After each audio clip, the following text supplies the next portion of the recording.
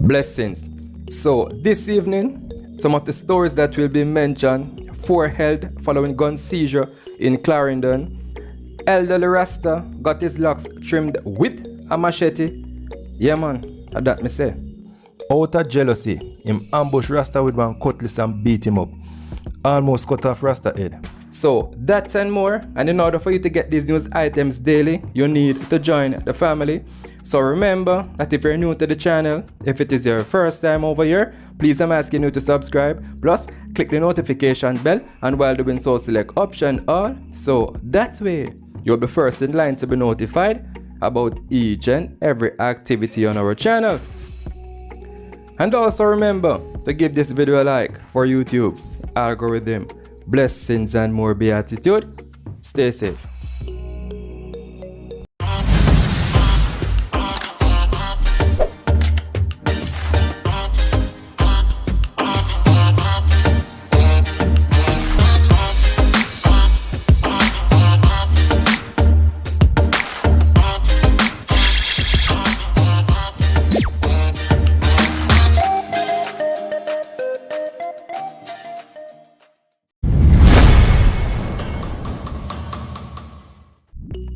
So 20-year-old Sazon Greer of Buckner Boulevard, Dallas, Texas, USA, who was reported missing on May 3 in West Grill and was found on May 9. It is said that he was found in an abandoned house in Savannah, Lamar by members of the Jamaica Constabulary Force, and allegedly the cause of that is because he is mentally challenged, some mental hiccups. So according to reports, he was placed on the mental ward at the Savannah Lamar Hospital, then later transferred to the Cornwall Regional Hospital in Montego Bay, where he was being held and looked after. He was this morning escorted to the Sangster International Airport, where he and his mother were put on a flight and are on their way back to the United States of America. Now we take a look at St. Thomas. 1 firearm and 13 rounds of ammunition were seized during a joint police-military operation in Friendship Pen District, St. Thomas. Coordinated efforts between lawmen in the parish, the Specialized Operation Branch of the Jamaica Constabulary Force, and members of the Jamaica Defense Force resulted in the seizure of the weapon and ammunition, which were found in the bedroom of a house. No one was arrested in connection with the seizure. The investigation is ongoing. It is still afoot, so I'll keep you abreast on that as well. Now, to neighboring parish, a Kingston man allegedly used a machete to trim some of the dreadlocks of a 78-year-old man with whom he had a dispute. The accused man, Sheldon Smith, is also reported to have used the machete to slap the elderly man across his shoulders several times. He allegedly punched him in the right eye as well. Jealousy is a hell of a thing, you know.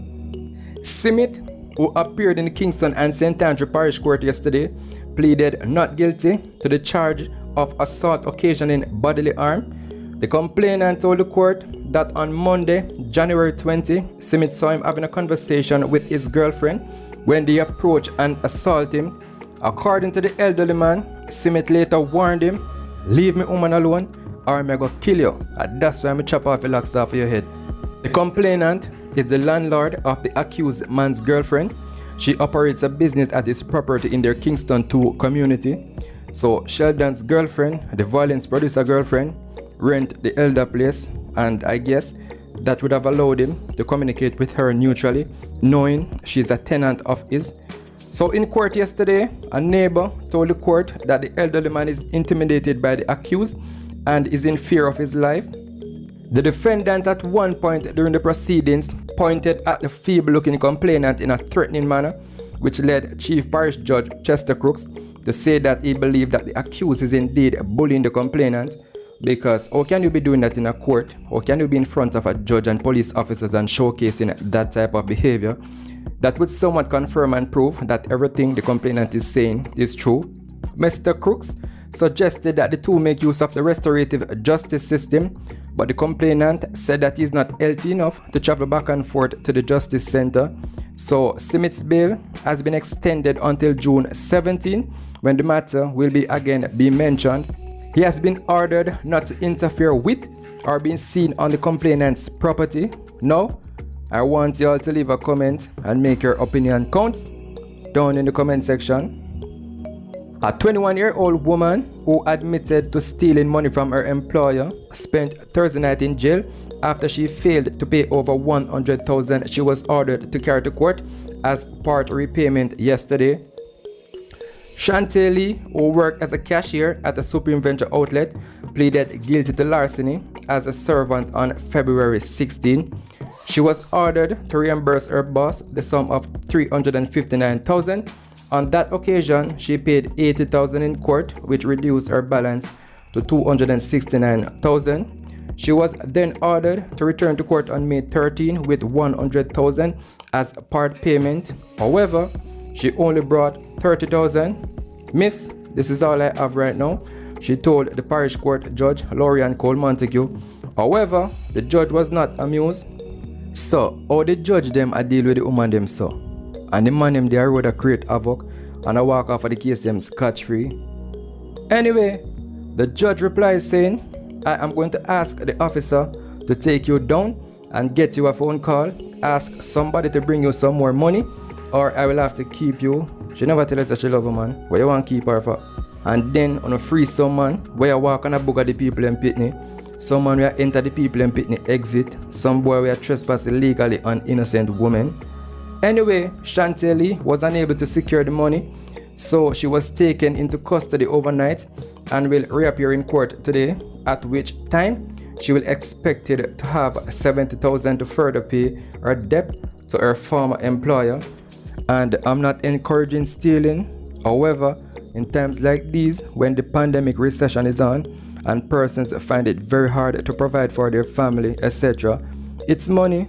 They could have dealt with the situation a little lighter, because if she had someone in her family or even a partner to give her that money, I guess she would not have stolen it elsewhere.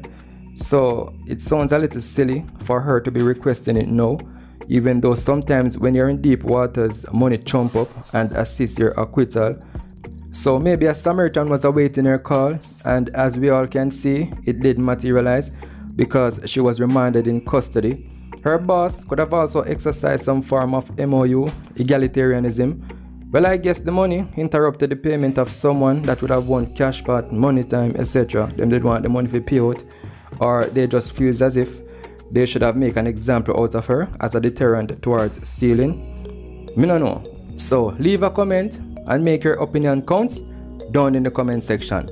But before I go, thank you for watching, and remember that if you're new to the channel, if it is your first time over here, please I'm asking you to subscribe, plus click the notification bell, and while doing so select option all, so that way you'll be first in line to be notified about each and every activity on our channel.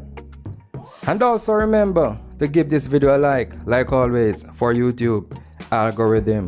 Blessings and more beatitude. Stay safe.